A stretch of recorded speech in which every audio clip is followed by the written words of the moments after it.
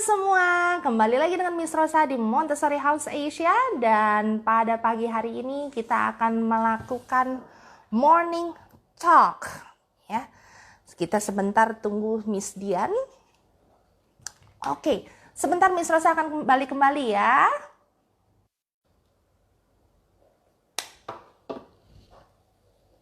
Oke, kembali lagi. Kita tunggu ya Miss Dian ya. Coba. Alright. Hari ini kita akan ngomongin apa sih? Hari ini kita akan berbicara seputar picky eater. Yuk yang misalnya punya pertanyaan seputar picky eater, boleh saja sharing di sini pertanyaannya supaya nanti bisa dijawab sama terapis dari VG Clinic yang mana ada hubungannya ya dengan kemampuan untuk anak-anak itu berbicara dengan food intake-nya mereka. Nah, kira-kira kedengeran nggak ya Miss Rosa bicara? Semoga kedengeran ya. Oke.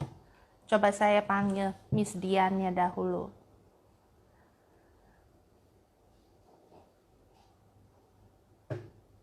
Ya, sepertinya Fiji juga sedang berusaha masuk.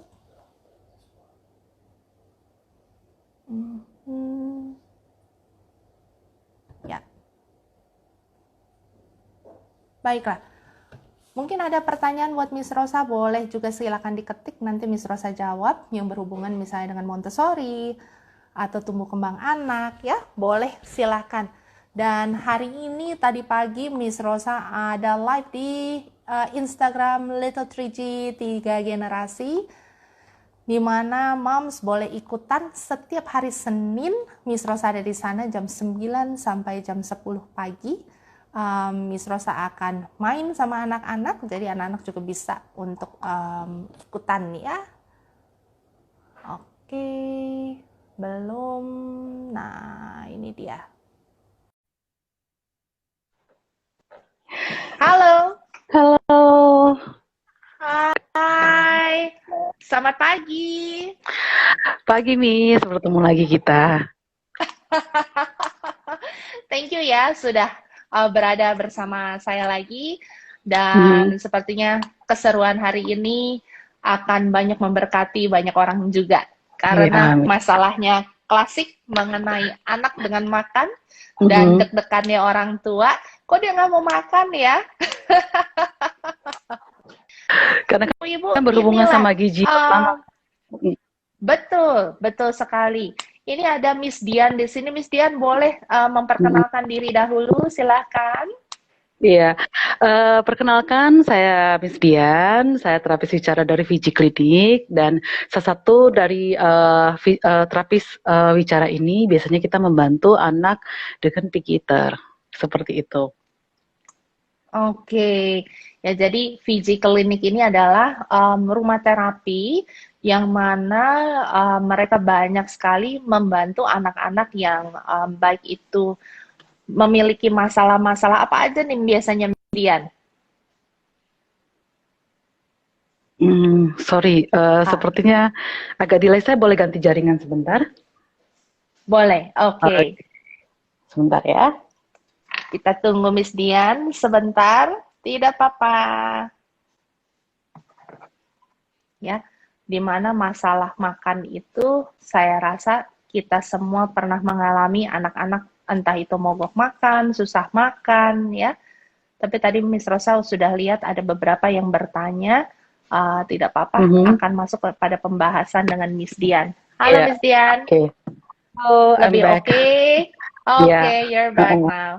Ya, jadi VG Clinic sendiri menangani anak-anak dengan permasalahan apa saja biasanya, Miss? Jadi biasanya itu rata-rata orang tua yang datang pasti concern pertamanya adalah kok anak saya belum bisa ngomong. Biasanya seperti itu.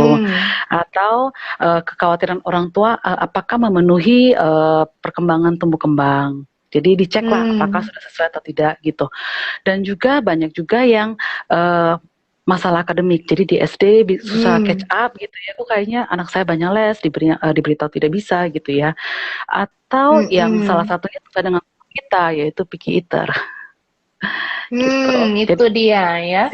mm, Nah, biasanya kalau yang picky eater ini, apa sih permasalahan-permasalahannya, Miss Dian?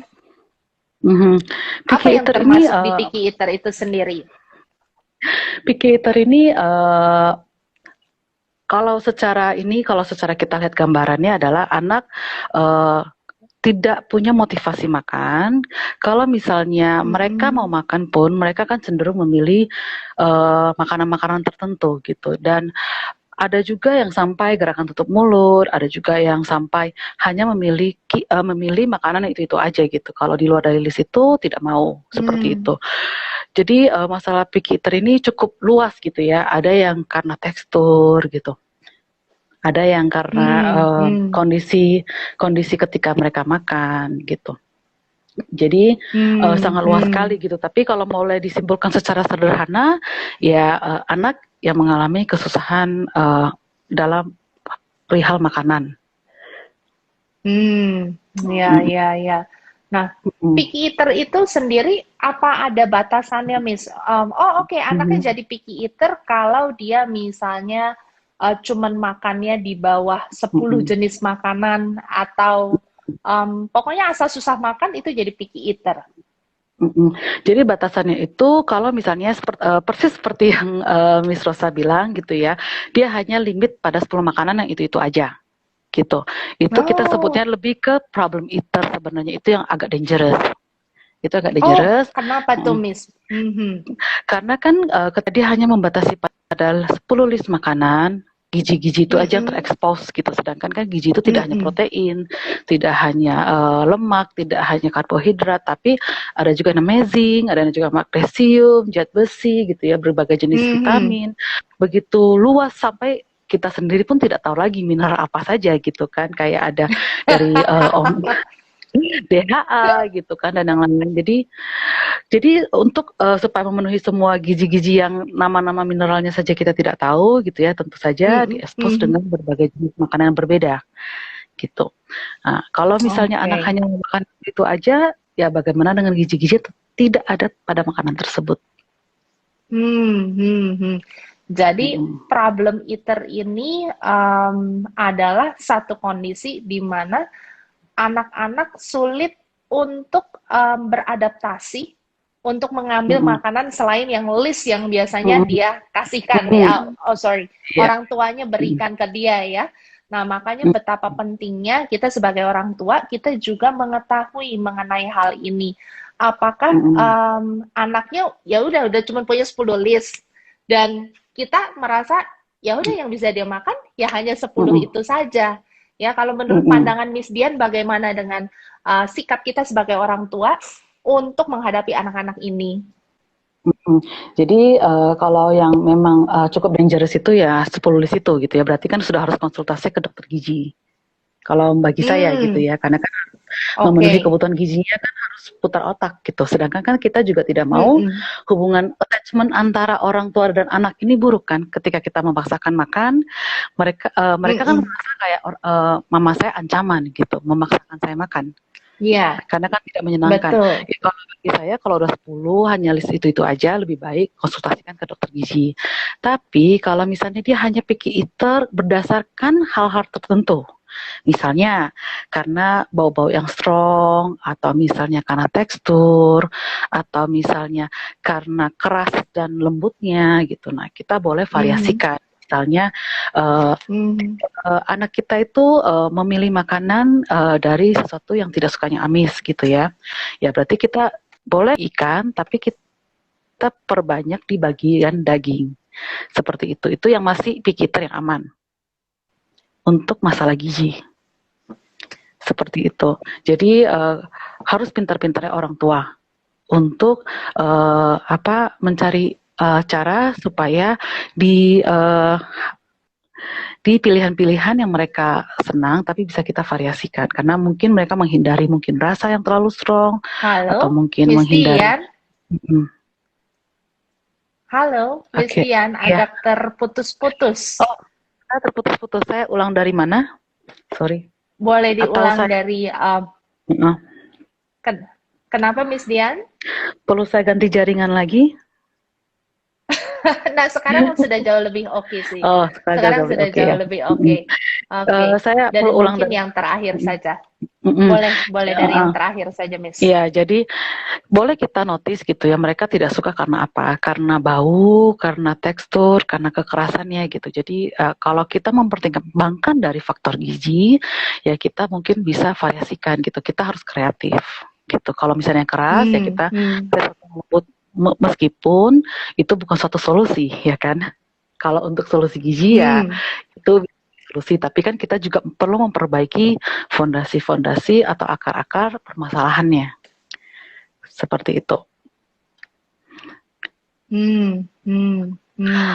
Faktor Ya. lainnya, Halo, Miss Dian. masih telat Biasa kah? nih kita ada gangguan teknis sedikit. Iya, iya, Iya, iya. saya coba ganti jaringan lagi ya. Apakah lebih Oke, enak boleh. gitu ya? Mm-mm. Mhm, baik. Jadi tadi dipaparkan oleh Miss Dian bagaimana mengenai gizi ini perlu memang kita konsultasikan kepada dokter gizi. Namun biasanya saya juga sangat mengerti yang menjadi problematika harus saya apakan di rumah, betul nggak seperti itu ibu-ibu ya? Kita sudah coba untuk melakukan ini, melakukan itu, serasanya tidak ada jawaban, anak itu tidak berubah. Nah, nanti kita tanya lebih lanjut sama Miss Dian, apa step by step-nya sebagai ibu di rumah untuk Mm-mm. kita bisa menolong anak-anak kita yang bisa dibilang ke problem eater itu sendiri. Mm-mm. Ya, Miss Dian sudah oke? Halo? Apakah saya sudah lebih enak?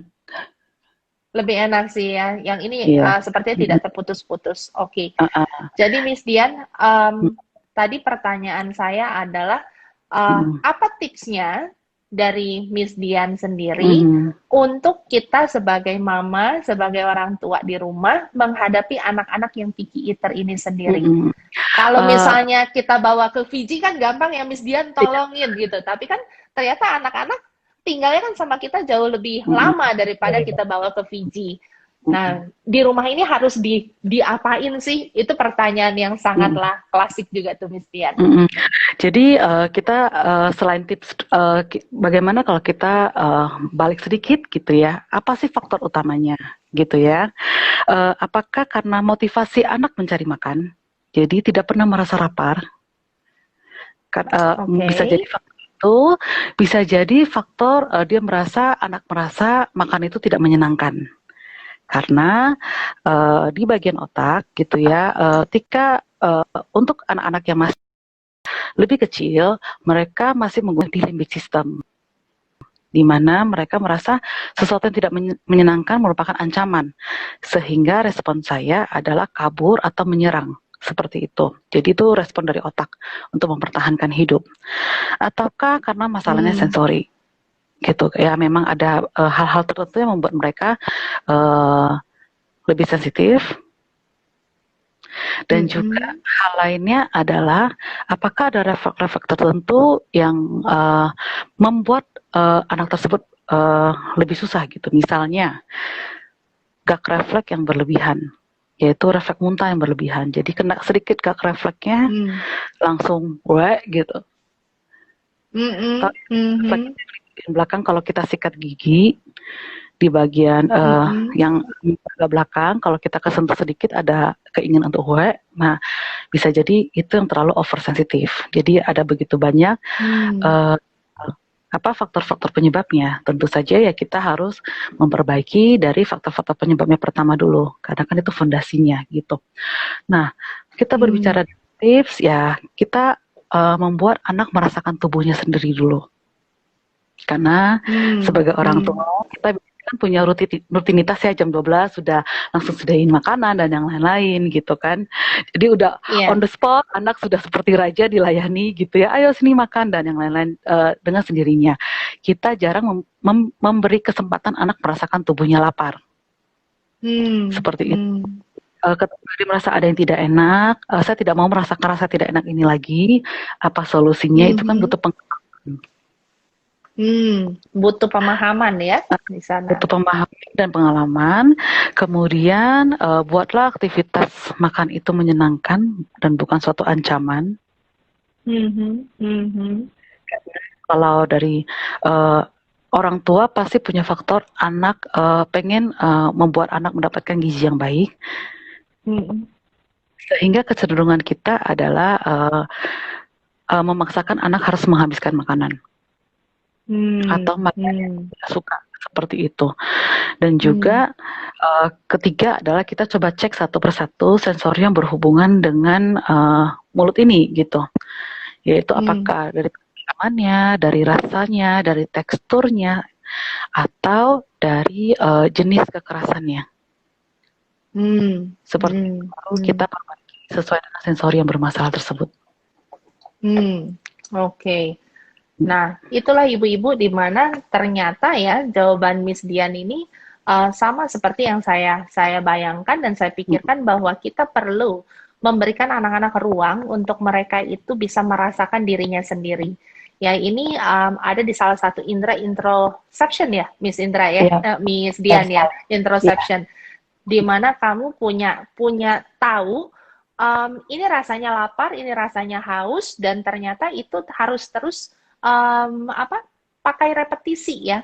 Dengan pakai repetisi pengalaman Mm-mm. langsung, baru anak-anak bisa paham. Hal ini tidak bisa yang kita bilang, oh kamu itu lagi lapar, itu pasti lapar. Kan belum tentu ya, dikarenakan kita bukannya anak kita dan anak kita juga bukan kita. Maka Mm-mm. daripada itu, memang kita harus bisa membaca sinyalnya anak-anak Mm-mm. seperti apa. But however, paling penting yang pertama we go to the basic adalah Mm-mm. kita membiarkan anak untuk mengetahui dahulu dasar-dasar rasa yang ada di dalam dirinya, ya. Dan itu tadi sudah dikupas sama Miss Dian. Dengan anak-anak ini bisa tergugah, aku nih lapar, maka proses untuk menuju tidak laparnya itu adalah salah satu proses ya kalau buat saya itu practical life. Mm-mm. Dimana gimana cara ngambil makan sendiri, gimana untuk kasih makan kepada dirinya sendiri. Dan itu adalah satu proses, it's a journey. Jadi saya sangat yakin kita bisa ambil bagian di rumah untuk juga melatih anak-anak kita memiliki kemampuan untuk mendeteksi rasa apa sih nih yang lagi muncul ya. Nah, juga tadi saya pahami dari Miss Dian menjabarkan bahwa di mana anak-anak kita juga nih ya, kita tidak mau rasa-rasa yang nggak enak. Nah, sebetulnya, Moms, anak-anak itu butuh juga diberikan kesempatan untuk struggling ya. Kalau anak-anak bisa struggling dalam kehidupannya, bahkan soal makan, well, nanti ini merambahnya itu banyak sekali dalam kehidupan anak itu. Bukan hanya soal makan, tapi juga soal attitude, soal dia punya academic skills, kemampuan-kemampuan lain-lainnya itu juga terpengaruhi. Maka daripada itu, kalau kita merasa dalam kehidupan ini kita banyak banyak memiliki, kayaknya kok sulit banget ya pengalaman-pengalaman yang it's a little bit bitter kalau saya bilang, anak-anak juga mereka akan punya bitterness-nya sendiri. Walaupun saya 100% agree, anak-anak itu harus happy. Harus happy dengan gimana caranya ya respons kita ke dia itu yang perlu juga positif ya. Hanya saja memang ada hal-hal yang nggak bisa di skip ya, terutama tentang makan ini. Ini menjadi prahara semua ibu-ibu saya rasa akan punya permasalahan entah anaknya tidak suka makan, tidak mau makan, problem eater, picky eater, ataupun misalnya masak apa ya, masak apa saja, itu juga akan menjadi sebuah problem kalau kita tidak kreatif ya, mengelola beragam masakan supaya anak ini bisa apa mencoba, dan penting banget anak untuk bisa coba. Oke, Miss Dian, rasanya kita bisa melihat beberapa pertanyaan karena ini adalah problem yang klasik, jadi banyak yang bertanya. Ya, sambil Miss mulai mencari satu apa pertanyaan-pertanyaan, saya memberikan satu Oke, tips gitu boleh untuk silakan. ketika MVASI kan pasti kita ada kenaikan tekstur dan juga pengenalan rasa-rasa pertama kepada anak, di mana ingat anak membutuhkan 10 sampai 20 kali repetisi untuk menciptakan pengalaman di otak sampai mereka merasa adaptif. Oh, ini aman bagi Wow. saya. Jadi jangan sampai kalau mama memberikan brokoli, anaknya nolak, oh anaknya gak suka brokoli, langsung coret list ya gitu kan. Ya kita pelan-pelan sedikit demi sedikit dalam campuran makanan seperti itu. Jadi mereka terbiasa Mm-mm. mengembang rasa dan yang lainnya. Oke. Hmm. Baiklah, ini ada saya akan gali pertanyaan yang dari kolom komen di Hmm. Instagram Montessori House Asia Hmm. dahulu ya, Miss ya. Hmm. Pertanyaannya juga cukup cukup banyak. Oke. Anak saya umur 22 bulan dari The Montessori Newbie bertanya, anak saya umur 22 bulan sekarang malas ngunyah. Padahal dulu kalau dia ada doyan sesuatu pasti mau makan dan dikunyah. Sekarang beberapa makanan yang dulu dia doyan gak gitu mau makan kecuali saya lembekin. Dan sekarang makannya cuma mau ditelan-telan aja. Apa karena pengaruh dia lagi picky masalah makanan atau gangguan oral ya? Jadi 22 bulan dulunya mungkin sesuka makanan X, tapi sekarang ini justru makanan X itu harus dilembekin. Kalau kemarinan Hmm. bisa ngegigit ngunyah, sekarang justru harus dilembekin. Hmm. Kira-kira kalau Miss Tian boleh punya pandangan, ini bagaimana ya Miss? Hmm. Uh, banyak sekali faktornya gitu ya, terutama untuk tidak hanya dalam masa lalunya ya. Jadi bisa jadi karena Mm-mm. dulu sepertinya doyan makan, kok sekarang jadi picky gitu. Kayak misalnya dulu Mm-mm. 2 tahun Mm-mm. enak, 3 tahun kok jadi picky. Mm-mm. Biasanya tuh paling banyak itu karena kita distract anak ketika makan.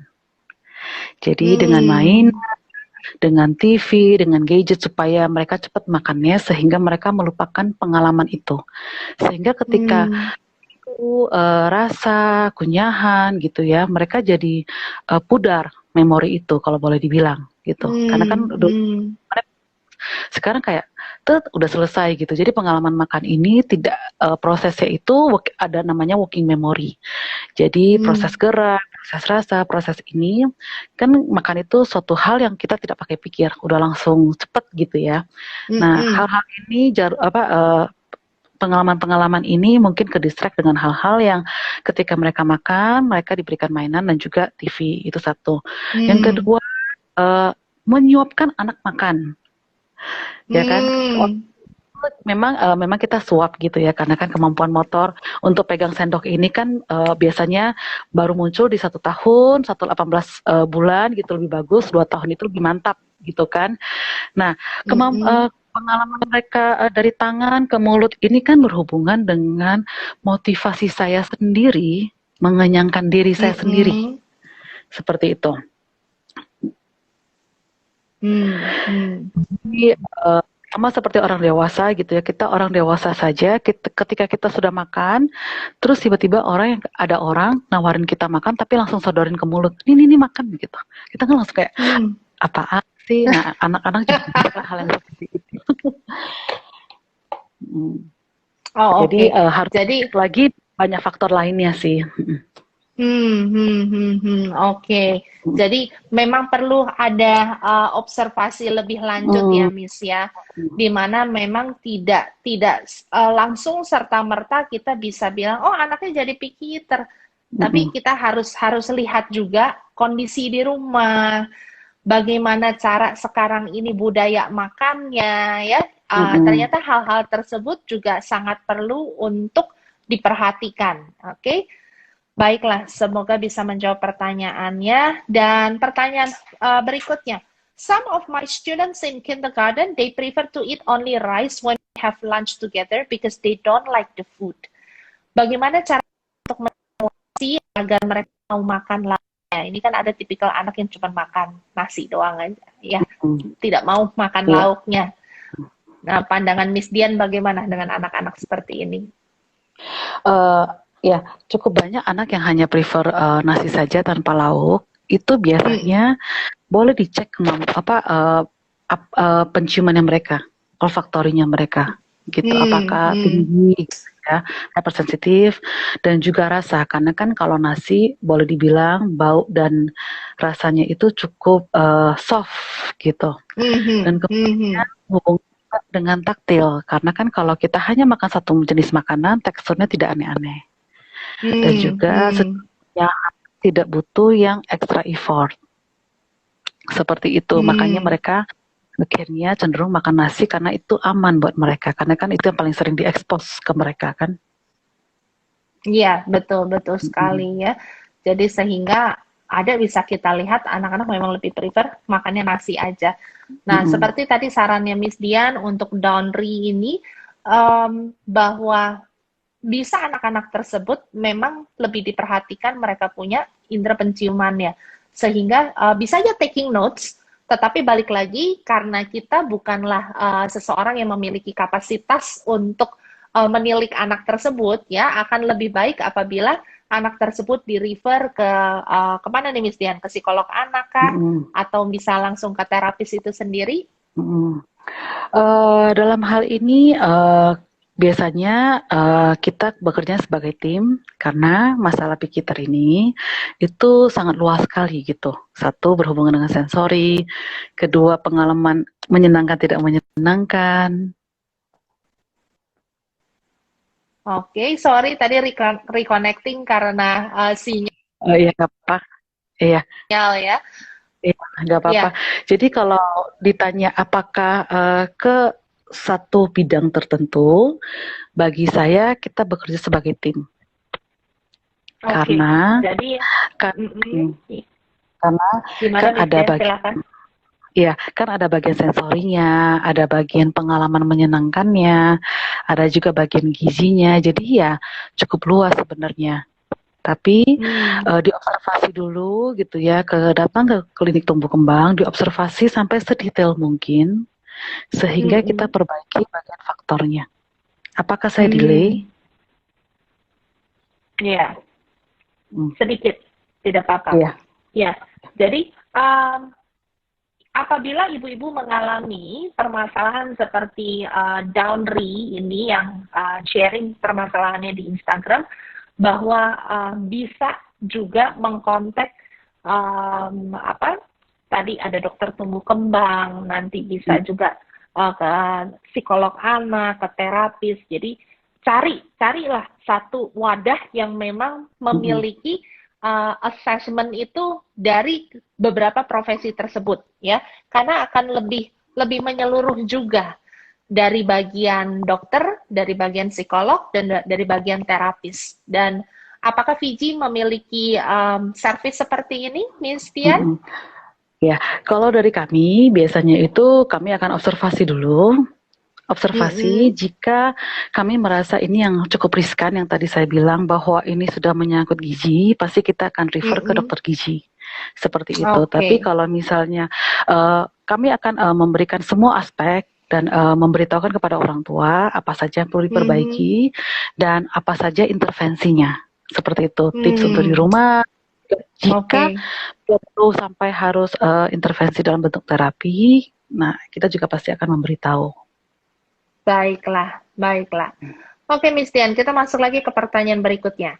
Kegiatan practical life atau sensori apakah yang dapat merangsang mulut anak agar dapat mengunyah makanan dengan baik dan makannya tidak diemut? Dari Ibu Ima Maria Fatimah. Jadi anaknya ngemut nih. Gimana caranya nolong anak-anak yang ngemut makannya? Kalau ngomong soal mengemut, sebenarnya tidak hanya masalah mengunyah saja. Ada memang karena mereka malas ngunyah, ada karena masalah mereka tidak suka makanan itu, baik dari rasa, maupun tekstur, maupun dari bau, dan mereka cenderung simpan di dalam pipinya, gitu. Oh gitu. Jadi di sini, atau juga di bagian motorik yaitu kenyahannya, apakah lidahnya kurang fleksibel gitu ya, sehingga tersimpan di sini. Jadi cukup, ya seperti saya bilang, banyak sekali faktor-faktornya gitu. Nah, bagaimana caranya kita menolong mereka? Satu, secara pelan-pelan kita bisa dorong ke arah sini. Tapi balik lagi, anak akan merasa bahwa kenapa saya dipaksa. Itu sih faktor. Jadi biarkan anak benar-benar merasakan pengalaman makan gitu. Karena dari orang tua dengan niat anak harus makan, dengan niat gizi, dengan niat bahwa kalau kamu tidak makan nanti pertumbuhan kamu juga akan telat, akan mengganggu. Nah, ini sebenarnya ke transfer ke anak-anak sebenarnya seperti itu. Jadi kalau misalnya nih balik lagi dari sensorial mana atau practical life mana, wah luas sekali di Montessori, dari mengajarkan spooning, mengajarkan pouring gitu ya, mengajarkan bahwa saya independen, bertanggung jawab atas diri saya sendiri gitu. Kemudian smell bottle, smelling bottles ya. smelling bottle. Dari kalau saya tidak salah ada yang untuk rasa dasar ya, itu juga sangat penting. Ada. Kemudian bermain dengan tekstur-tekstur seperti makaroni, jagung yang untuk spooning gitu ya, ketika mereka jatuh kan mereka menyentuh dari taktil tangan dulu. Kenapa? Karena taktil luar ini itu lebih bisa adaptif karena di dalam mulut ini jauh lebih sensitif lagi. Karena kan lidah, langit-langit dan lidah ini semuanya punya tekstur yang lebih berlendir. Wah, luar biasa. Jadi sebetulnya banyak sekali yang bisa dilakukan ya, dan tidak segampang langsung fokus kepada di dalam mulutnya saja. Tetapi bagaimana mengirimkan pesan kepada anak, sebetulnya kamu bisa. Jadi memampukan anak sih, intinya di situ. Itu kan adalah satu perasaan. Perasaan untuk bisa melawan hal-hal yang mungkin kita nggak senengin saat itu terjadi. Dan saran saya pun, kita bisa mengobservasi anak lebih lagi, apakah permasalahannya itu adalah misalnya teksturnya kah, atau jenis makanannya kah, seperti yang tadi Miss Dian paparkan, atau memang ada perihal-perihal lain ketika makan, misalnya sambil main juga bisa jadi ya Miss Dian ya, makanya konsentrasinya sebetulnya nggak ada di situ gitu. Entah dia langsung telat atau dia ngemut akhirnya. Dia lupa, dia tidak berkonsentrasi akan kegiatan makannya, tapi dia konsen dengan kegiatan yang ada di tangannya. Jadi memang sangatlah luas, tetapi menurut saya balik lagi, apa yang bisa kita lakukan di rumah adalah lebih kepada bagaimana kita bantu mereka untuk bisa satu, mandiri dulu. Coba dibantu di situnya deh. Nanti pelan-pelan pasti akan ada banyak hal yang bisa diberesin, terutama masalah sensorinya, ya. Oke, thank you Miss Dian. Kita masuk lagi ke yang lain ya. Putra saya umurnya 22 bulan, sejak mulai empasi usia 6 bulan memang susah sekali makannya. Tapi selalu saya coba dengan berbagai menu dan makanan. Kalau dia suka, dia mau makan. Kalau tidak suka, ya sedikit sekali makannya. Bahkan tidak mau sama sekali. Umur 11 bulan lebih sampai dengan 18 bulan, makannya sempat lebih baik. Lalu seiring berjalan waktu, menu yang tadinya dia masih mau jadi tidak mau, misalnya brokoli, telur, tahu, sekarang sedang susah-susahnya makan. Biasanya susah makan bisa diatasi sampai usia berapa ya, dan bagaimana mengatasinya supaya badannya bisa lebih berisi. Karena anak saya jadinya berat badannya tidak naik secara signifikan. Oke. Jadi ini on-off kesukaan anak, dan juga di mana pada usia sekarang di 22 bulan ini, sedang mengalami susah sekali makannya. Pertanyaan ibu ini, biasanya susah makan bisa diatasi sampai usia berapa? Ada batasannya nggak sih, Miss Dian?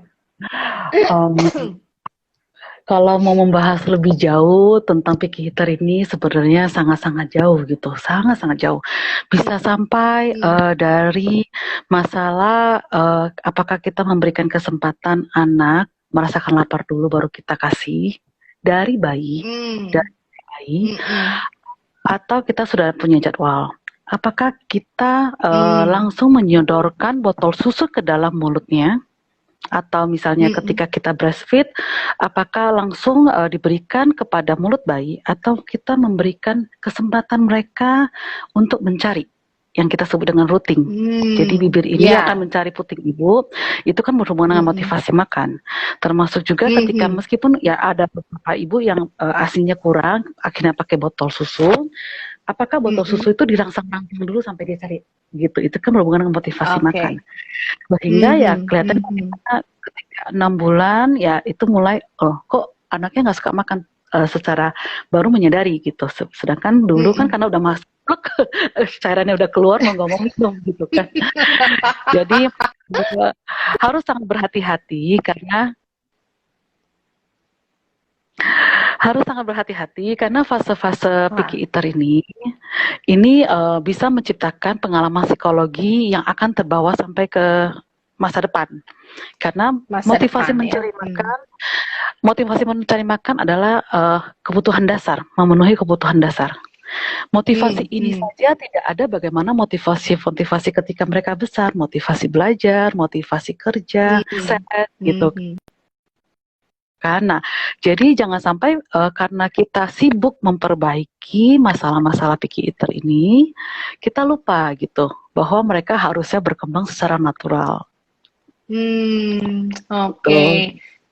Ya, jadi kita diingetin lagi nih sebetulnya dalam perjalanan kita sama anak-anak untuk assist kan ya. Ada banyak sekali tahapan-tahapan yang secara alami sebetulnya anak alami. Ya, secara alami anak alami ya. Dan juga tahapan-tahapan ini saya yakin sekali mungkin banyak dari kita yang tidak tahu. Tapi kalau kita belajar kan kita jadi tahu ya. Mungkin nanti kita bisa bahas lebih dalam waktu event kita ya, Miss Dian ya, di Sensory Picky Eater.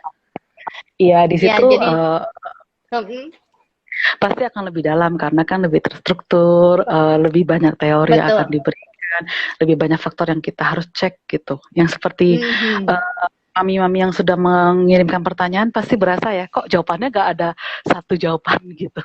Karena kan gak bisa satu resep gitu kan. Jadi betul. Karena kalau bagi saya pengetahuan ketika diberikan tidak bisa kita tarik, bener kan? Betul. Jadi ketika orang tua punya pengetahuan ini bisa self diagnosis gitu ya, self check dulu pertama. Di situ kan bisa dinilai checklist pertama, apakah ini dalam masa saya harus cari bantuan atau saya masih bisa atasi sendiri. Sama seperti demam di rumah. Demam ini masih batas aman, saya tidak perlu cari dokter, tidak perlu panik kan all the time ke rumah sakit gitu ya. Masih demam wajar atau demam yang sudah warning. Nah, seperti itu sih lebih kurang. Oke. Ya, semoga dengan ikutan kelas di minggu depan kita semua juga bisa belajar lebih bagaimana checking sendiri sebetulnya apa sih yang harus kita rubah. Karena bukan hanya selalu fokus kepada apa yang ada di mulut itu, ya, bagaimana merangsang mulut itu, tapi sebetulnya dari daya juang anak itu sendiri, dari kesempatan yang diberikan, ya kan freedom within limits tuh kalau di Montessori, dari juga kepercayaan kita sama anak, semua hal itu juga bermain peran dalam meningkatkan anak-anak punya kemampuan untuk bisa makan sendiri, untuk bisa juga bagaimana bertahan ketika ada sesuatu yang nggak enak, instead of akhirnya GTM, tapi bisa menyuarakan, ya. Nah, baiklah, coba kita lihat lagi. Anak saya usianya 4 tahun, sejak 2 tahun yang lalu dia tidak suka makan buah dan beberapa makanan yang sejak empasi disuka sekali. Kenapa ya? Oke. Saya rasa Ibu Faye Altaria ini mengalami perihal yang kurang lebih sama dengan ibu-ibu yang lain, di mana tadinya suka, jadinya nggak suka. Terkadang, kalau menurut saya, Miss Dian, bisa jadi anaknya ada satu titik kebosanan, kepengen mencoba hal yang baru dan hal yang lain. Bisa jadi tidak seperti itu, Miss Dian? Bisa jadi seperti itu, dan juga di usia 2 tahun sampai 2,5 tahun prosesnya, anak sudah mengembangkan namanya standar saya. Jadi saya sukanya ini, saya tidak sukanya ini, mama tidak paham saya. Seperti itu, jadi harus lebih banyak mendengarkan anak. Jangan lupa bahwa anak kita itu juga punya keinginan, sudah terbentuk kan karena pengalaman yang banyak. Makanan yang panas saya tidak suka, saya sukanya makanan dingin, yaitu es krim. Tapi mama kurang paham gitu kan. Jadi lebih banyak mendengarkan dan bagaimana kita nego gitu kan. Iya. Dan Mm-mm. di mana tips dari saya mengenai negosiasi ya sama anak ya, yang saya Mm-mm. lakukan adalah um, tidak tidak mengirimkan pesan you have to do it ya, tidak mengirimkan pesan itu, tetapi lebih kepada memberikan penjelasan dan juga memberikan juga sebuah tawaran yang bisa dia pertimbangkan, diberikan ruang di sana untuk mereka memilih, karena once anak itu bisa milih, kita harus kasih pilihan yang konsekuensinya kita juga bisa terima. Ingat itu, jangan kasih pilihan Mm-mm. yang kita nggak bisa terima konsekuensinya, nanti kita marah Mm. akhirnya ya kan. Nanti kecewa gitu jadinya Mm. ya. Jadi from the worst, kasih dia pilihan apa yang harus dia pilih. Dan karena Mm. memang hidup ini harus ditempa untuk bisa memilih ya, itu penting sekali. Mm. Lalu pertanyaan berikutnya Miss Dian, anak saya umurnya 10 bulan, oke, masih di bawah 1 tahun. Cemilan favoritnya sekarang stik keju panggang, merek Promina, dikasih biskuit Sun dan Nutripuff Cerelac, udah nggak doyan lagi. Oke, jadi sudah nggak suka nih cemilan-cemilan yang kering-kering ini nih. Mm. Padahal Mm. sebelumnya kedua cemilan itu adalah cemilan favoritnya. Amankah jika dia mengkonsumsinya setiap hari? Jadi punya cemilan setiap hari yang sama. What do you think? Seperti sudah dijawab di awal, Iya. bahwa kayak kalau bisa divariasikan. Yang kedua, tentang makanan-makanan yang berbentuk makanan bayi gitu ya. Eh, Mm-mm. apa? eh, ada baiknya adalah mereka sudah menghitung kadar gizi gitu. Jadi Mm, kadar mm, gizi sesuai dengan kebutuhan anak itu juga ada baiknya. Tapi juga di sisi mhm. lain makanan segar juga penting. Jadi tidak bilang Nah, kita ya. negatif sekali, tidak kita bilang positif sekali, ya dodonya harus balance seperti itu. Mhm. Mm-mm. Um, nah, hal ini ya Ibu ya, Mm-mm. memang paling gampang itu beli cemilan yang langsung ada di supermarket kan ya. Which Uh-uh. is itu balik lagi pilihan. Ketika kita Mm-mm. nggak punya waktu cukup, memang itu akan menjadi pilihan kita. Mm-mm. But then however adalah bagaimana mencari keseimbangan antara si cemilan yang instan dengan cemilan-cemilan yang bisa dibilang kalau dari mata kita tuh sehat banget ya. Nah, uh, cemilan yang sehat banget. Ya, dan banyak sekali orang-orang di luar sana yang sangat super kreatif untuk membuat cemilan anak-anaknya yang sehat itu jadi sangat menarik. Itu Mm-mm. kalau menurut saya itu effort. Usaha kita sebagai orang dewasa untuk bisa memahami bahwa visual itu penting banget buat anak-anak. Ya, Mm-mm. kalau visualnya menarik, biasanya rasa itu nomor 2. Apalagi kalau misalnya kita membesarkan anak-anak yang balik lagi tadi saya juga sudah sharing bisa memilih. Jadi dia tertarik dulu, dia ambil, dia masukin mulutnya, baru dia berkomentar. Ya karena sudah ada Mm-mm. pengalaman kan di situ.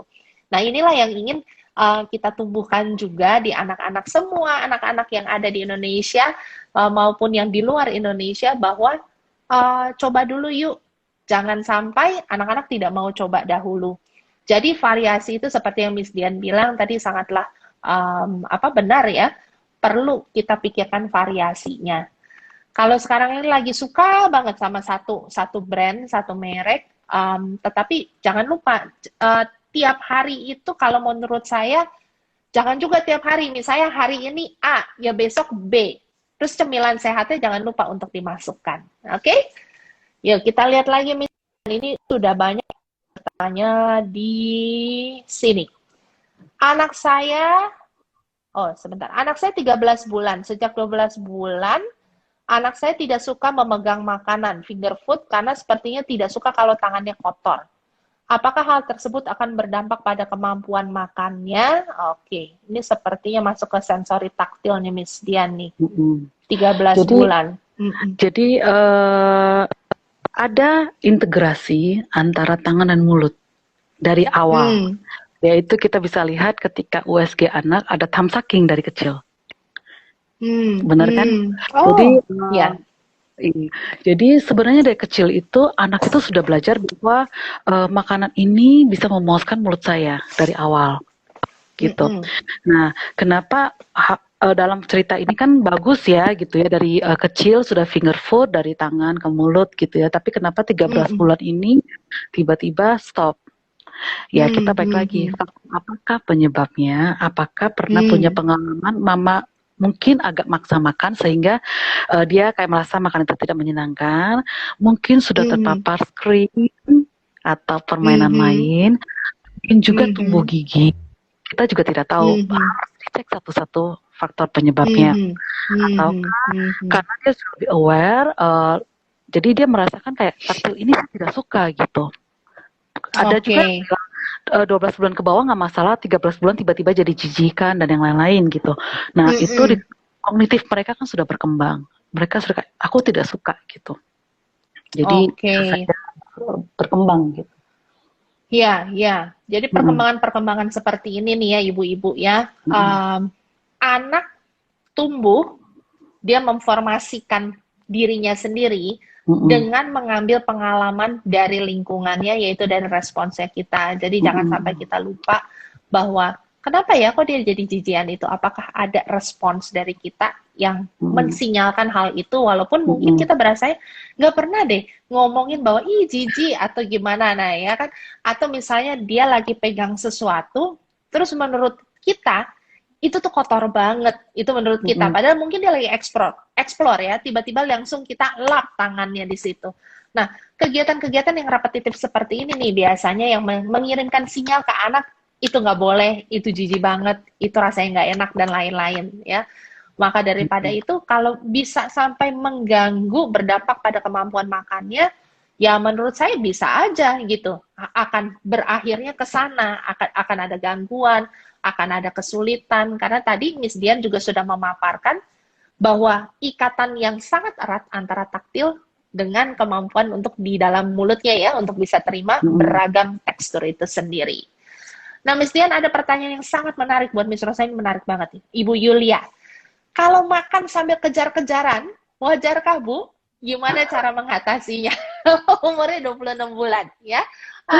Um, ya. Jadi eh, balik lagi sih sebenarnya anak itu harus mengerti bahwa pengalaman makan itu yang asli seperti apa, yang nyata seperti apa gitu ya. Mhm, Boleh mhm, makan sama keluarga, jadi gak usah disuapin gitu. Biarkan mhm, saja orang tua makan seperti biasa. Kalau dengar mhm, dengan cerita khusus seperti itu, bagi saya ya, lebih baik mhm, makannya taruh di atas meja di tempat yang biasa dia jangkau. Berantakan nggak mhm, apa-apa, mama bisa beresin sendiri, nanti kita tinggal mandiin, sampai dia akhirnya mengetahui bahwa, oh saya harus makan, saya harus cari sendiri, bukan lagi disuapin. Seperti itu. mhm, mhm, mhm. Saya mau tambahkan satu Iya, hal, mungkin ini akan jadi mhm, basic buat semuanya. mhm, Pertumbuhan anak 60% terjadi pada tahun pertama kehidupan, sampai usia 1 tahun. 20% itu di 2 tahun, jadi sudah 80%. mhm, Dari 2 sampai ke 5 itu sisa 10%, yaitu 90% otak. Dari mhm, 5 sampai 25 itu sisa 10%. Jadi mhm. secepat itu mereka menyerap pengalaman yang terjadi dalam hidup mereka, karena kan itu pertama kali, oh gitu kan, oh ini baik, ini Iya, baik, ini tidak gitu ya. Jadi kalau dari awal pengalaman-pengalaman makan ini tidak menyenangkan ya kita bisa lihat gitu. Hasilnya nanti ke depannya susah sekali di SD, di SMP bentar-bentar kayak yuk udah saatnya makan, yuk yuk yuk gitu. Itu yang akan kita lihat efeknya. Jadi seperti mhm, mhm, Miss Rosa sampaikan, ajarkan kemandirian mereka mereka mencari makan sendiri, kita ajarin saja gitu ya. Kalau kamu lapar, kamu kesini ambil gitu. Pelan-pelan proses memang. Tidak langsung sekali ngajar mhm, mhm. Yes, seperti itu. betul banget ya. Nah, itulah ibu-ibu kenapa pentingnya yang namanya kita kita ini punya atensi lebih kepada anak-anak nih yang terlebih lagi masih kecil banget ya. Dibilang Mm-mm. tadi kan 1 tahun pertama sebetulnya the Mm-mm. biggest chunk rapid development anak-anak. Gimana Mm-mm. respons kita terhadap kehidupan anak-anak itu udah tinggal ngambil, nyerap dan apa yang mereka rasa it is very real buat anak-anak Anda. Mm-mm.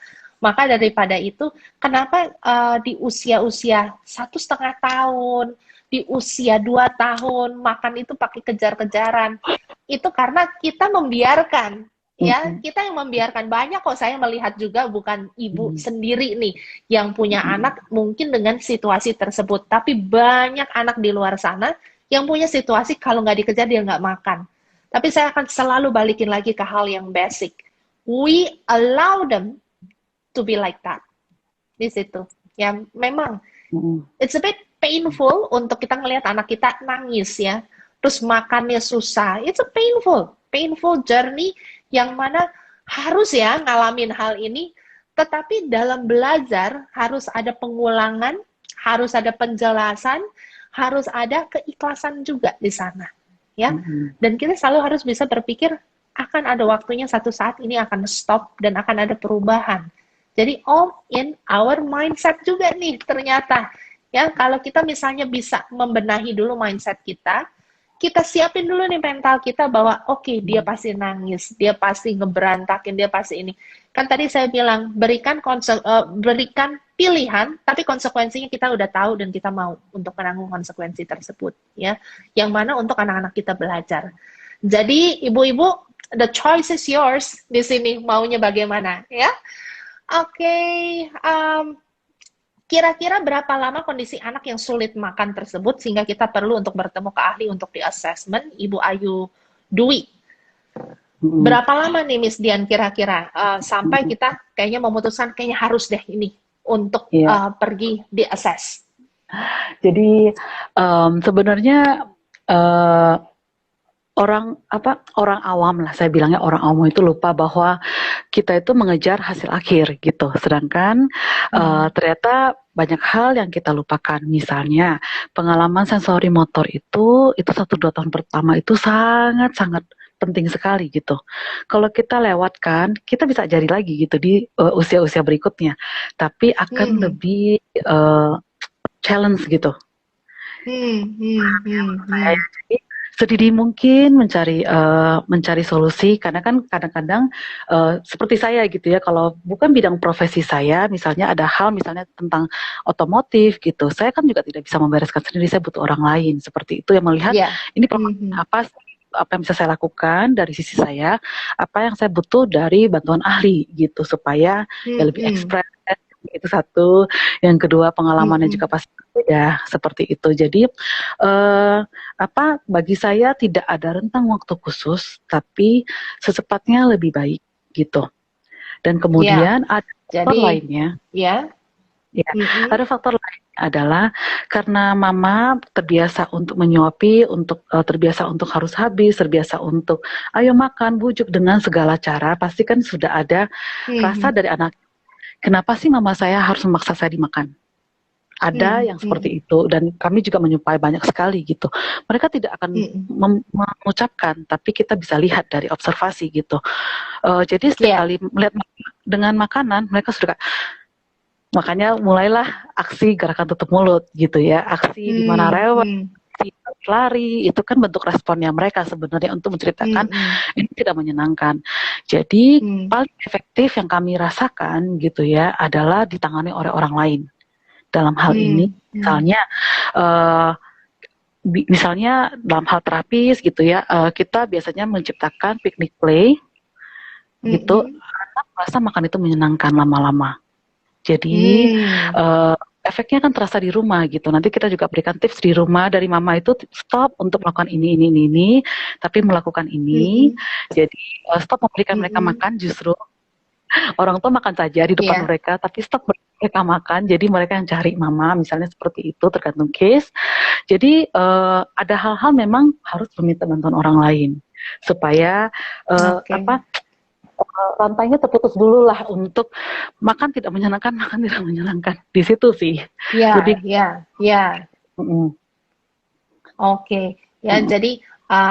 saya sum up bahwa Ibu Ayu Dwi dan juga ibu-ibu yang lain yang merasa kapan ya saya harus bawa anak saya untuk assessment, as early as possible ketika Anda mendeteksi ada permasalahan ya. Karena balik lagi, we're not the expert, kita adalah ibu-ibu yang juga lagi belajar. Ya, saya pun belajar dari anak-anak saya, kejadian mereka misalnya GTM, atau misalnya mereka itu kok lagi susah banget ya makannya, berat badannya nggak naik-naik. Itu pun saya juga mengalami.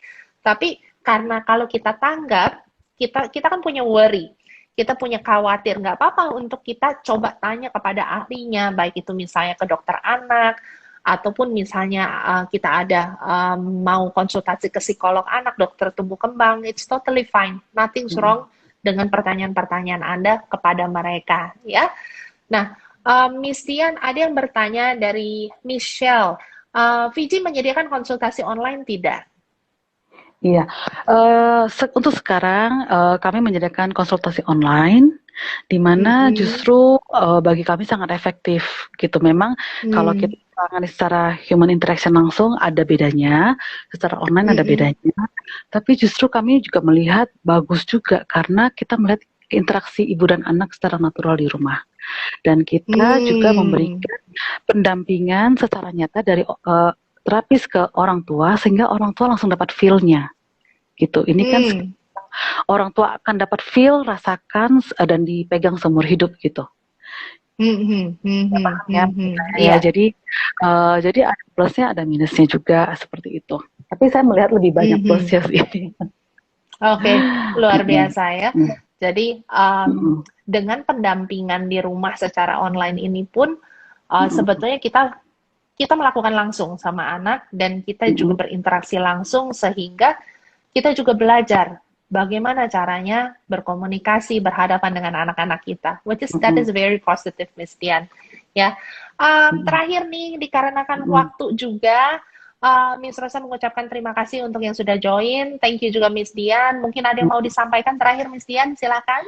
Iya, jadi saya cuma mau mengingatkan satu hal yang sudah saya sampaikan tadi sejenak, tapi saya mau sum up ini di akhir, bahwa pengalaman makan ini sebenarnya sudah dimulai dari begitu mereka keluar, mereka tidak mendapatkan makanan dari plasenta, yaitu mereka harus cari breastfeed gitu, ada routing, mereka harus mencari puting ibu, ada sucking gitu ya, di mana mereka merasa puas dengan makanan, bahwa saya nyaman di perut, saya bisa memuaskan diri saya. Kemudian mereka sudah punya integrasi antara tangan ke mulut, bahwa tangan saya itu berguna untuk mulut saya.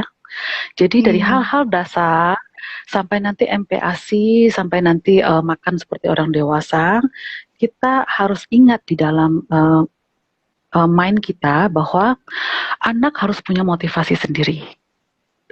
Karena ini juga akan menentukan level kesuksesan mereka di masa depan. Karena motivasi dasar ini menentukan motivasi-motivasi lainnya gitu. Jadi ayo kita bikin proses menyenangkan di hal makanan. Oke, ya. Dan jangan lupa untuk yang ingin mengikuti event MHA dan Fiji Clinic di minggu depan, kita memiliki ada Discovery of Language, ada Sensory Picky Eater, ada Home Therapy untuk yang memiliki case speech delay, dan juga ada Play at Home. Silakan diikuti dan akan ada saya dan Miss Dian di acara tersebut yang akan juga bisa memberikan pencerahan, pengetahuan, dan mungkin juga bisa memberikan bantuan solusi-solusi yang bisa dilakukan di rumah. Oke, berakhirlah hari ini. Saya mohon maaf apabila ada banyak pertanyaan yang belum terjawab, tapi mungkin bisa ikut event kita di minggu depan. Langsung daftar di 0813 1421 2414. Dan stay safe, stay at home, selalu jaga kebersihan dan kesehatan. Sampai jumpa semuanya. Thank you, Miss Dian. Bye. Thank you too.